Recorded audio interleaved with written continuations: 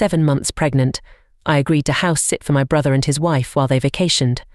One afternoon, I stumbled across 3 mysterious trash bags in the basement. What I found inside made me run for my life and haunts me to this day.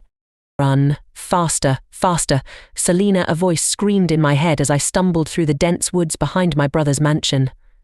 7 months pregnant, I gasped for air, one hand clutching my swollen belly, the other pushing away branches that scratched at my face. The next bus stop was just beyond these trees. How could I have been so blind, so trusting? I glanced down at my trembling hands, sticky with drying blood. Wiping them on my dress, I whispered, "We're safe, my baby.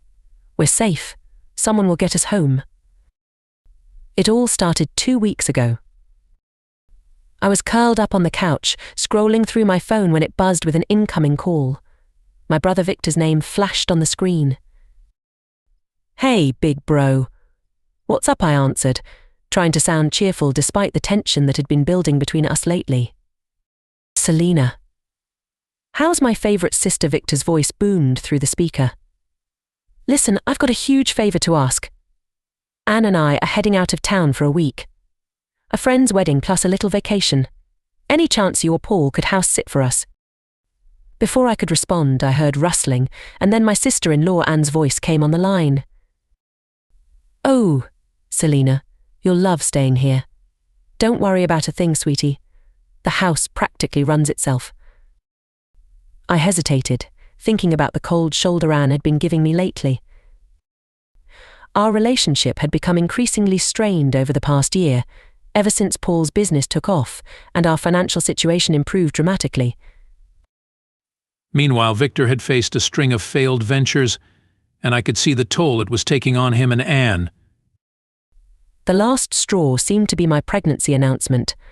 While the rest of the family had been overjoyed, Anne's reaction was lukewarm at best. She didn't even bother to show up for the gender reveal party, citing being too busy when I called to ask why she'd missed it. I knew it was a lie.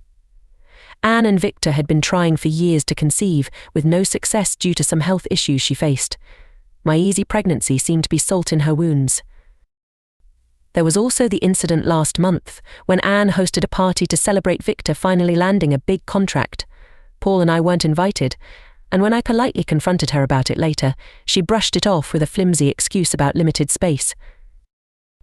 The hurt and confusion I felt then still lingered. But now here she was asking me to house sit. Was this her way of extending an olive branch? Maybe she was finally ready to move past her jealousy and resentment. Despite my reservations, I found myself wanting to believe that this could be a turning point in our relationship. "Sure, I'd be happy to," I said, hope creeping into my voice. "When do you need me?" "Morning. 8, yeah. All right, I'll be there." As I hung up, my husband Paul walked in, his brow furrowing as he took in my expression. "What's wrong, honey?" I explained the situation, watching as concern clouded his features. "Are you sure that's a good idea?" he asked gently. "Things have been tense with Anne lately." I sighed, rubbing my belly absently. "I know, but maybe this is her way of trying to patch things up. Besides, it might be nice to get away for a bit before the baby comes." Paul didn't look convinced, his brow furrowing with worry. "I wish I could join you, but I've got those crucial client meetings all week," he said, running a hand through his hair. "Are you absolutely sure about this, darling?" I nodded, trying to project more confidence than I felt. "It'll be fine, honey. I can handle it." Paul didn't look convinced, but he nodded. "All right, if you're sure. Just promise me you'll be careful, okay?" I leaned in, kissing him softly. "I promise. I'll be fine."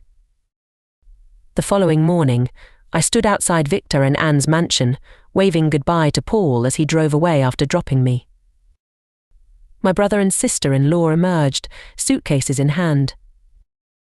Selena Victor swept me into a gentle hug, keeping a distance from my bulging belly. "Thanks again for doing this. We really appreciate it."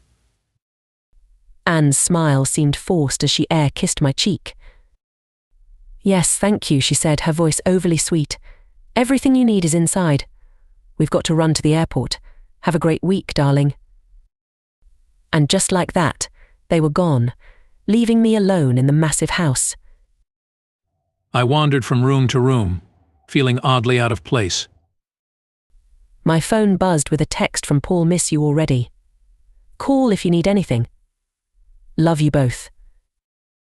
I smiled, replying quickly before settling onto the couch. As night fell, the house seemed to grow larger and emptier. The taxidermied animals on the walls seemed to stare back at me, intensifying the feeling that I was being watched. 3 days passed in a blur of Netflix binges and long naps. On the 4th morning, I decided to be a little productive. After my daily call with Paul, I cleaned the kitchen and headed to the basement to check on the furnace. As I reached the bottom of the stairs, my eyes fell on 3 large garbage bags tucked in a corner. "Weird," I muttered. "Anne must have forgotten to take these out."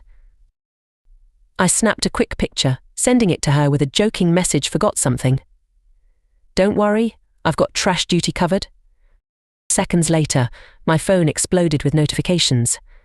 A text from Anne read, "Don't touch them. Seriously, get out of our basement. Now." Before I could process her reaction, she called. I answered, confused. "Anne, what's wrong?" "Selena, listen to me," she hissed. "Get out of the basement. Now. Don't look in those bags. Just go upstairs and pretend you never saw them." "But..." "Just go. Please." Okay, I said, backing away. "I'm leaving now." I hung up, my heart pounding. What could possibly be in those bags that would make Anne react like that? Despite every instinct screaming at me to run, curiosity won out. I approached the nearest bag, my hands shaking as I untied the knot. As I pulled it open, the bag tore and the contents spilled out onto the floor. The moment my eyes registered what lay before me, my blood turned to ice in my veins. Ritual tools, decayed chicken bones and feathers, and voodoo dolls. Dozens of crude, handmade dolls, each bearing a photo of my face. Many were stained with a dark, reddish-brown substance and reeked of rot. The stench of decay filled the air, making my stomach churn. "Oh my God," I whispered, stumbling backward. Oh my God, this can't be." I fumbled for my phone, dialing Paul with trembling fingers. "Baby," I choked out when he answered. "I need you to come get me. Now." "Selena," breathed Paul's voice crackled through the speaker. "What happened?" I tried to explain between gasps, my words tumbling out in a panicked jumble. Bags in the basement. Voodoo dolls with my face. Blood. Paul, I think Anne's been trying to curse our baby. "Jesus Christ," Paul muttered. "Okay, listen to me. Get out of that house right now. Don't wait for me. Just go to the bus stop on the main road. I'm on my way." I didn't need to be told twice. I raced up the stairs, pausing only to grab my purse before bolting out the front door. The woods behind the house offered a shortcut to the road, and I plunged in without hesitation. Branches whipped at my face as I ran, my pregnant belly making it hard to maneuver. I could hear my ragged breathing, punctuated by the snapping of twigs beneath my feet. Finally, I burst out onto the road, the bus stop just a few yards away. I collapsed onto the bench, gulping in air, my hands and clothes smeared with dirt and blood from my frantic flight through the woods. Paul's car screeched to a halt in front of me minutes later. He leapt out, rushing to my side. "Selena." "Are you okay? The baby?" I nodded weakly, allowing him to help me into the car. As we sped away, I recounted everything I'd seen in a shaky voice. Paul's knuckles were white on the steering wheel. "I knew we shouldn't have trusted them," he muttered. "Especially not Anne, the way she's been acting lately." "I can't believe she'd do this," I whispered, tears streaming down my face. "My own sister-in-law, how could she hate me this much?" Paul reached over, squeezing my hand. "We'll figure this out, I promise. For now, let's just get you home and safe." The next few days passed in a haze of fear and disbelief. Anne called repeatedly, but Paul insisted I shouldn't speak to her until Victor returned. When they finally got back from their trip, I steeled myself for the confrontation. We met at a neutral location, a quiet cafe downtown. Victor looked confused and concerned as I recounted what I'd found, while Anne's face cycled through shock, anger, and finally defeat. "Is this true?" Victor demanded, turning to his wife. "Have you been?" "What, practicing witchcraft against my sister?" Anne's shoulders slumped. I was jealous," she whispered. "Your sister got everything so easily. The perfect husband, the thriving business, the baby. I just wanted what she had." Victor recoiled in horror. "This is insane, Anne. You need help." "I'm so sorry," Anne sobbed, reaching for my hand. I pulled away, shaking my head. "Sorry isn't enough. You tried to hurt my baby. I can never forgive that." In the weeks that followed, our family splintered. Victor filed for divorce, unable to reconcile with Anne's actions. My parents were devastated, torn between their children and the shocking betrayal. As for me, I struggled to shake off the fear and paranoia that had taken root. Every unexplained noise, every twinge in my belly sent me into a panic. Paul was my rock, holding me through tearful nights and accompanying me to every doctor's appointment to ensure our baby was healthy. Slowly, life began to normalize, but as I sat in our nursery, folding tiny onesies and dreaming of the future, I couldn't help but feel a lingering sense of unease. My phone buzzed with a text from a friend. "How are you holding up?" I typed out a response, trying to put my jumbled thoughts into words, still processing everything. It's hard to believe someone so close could betray us like that.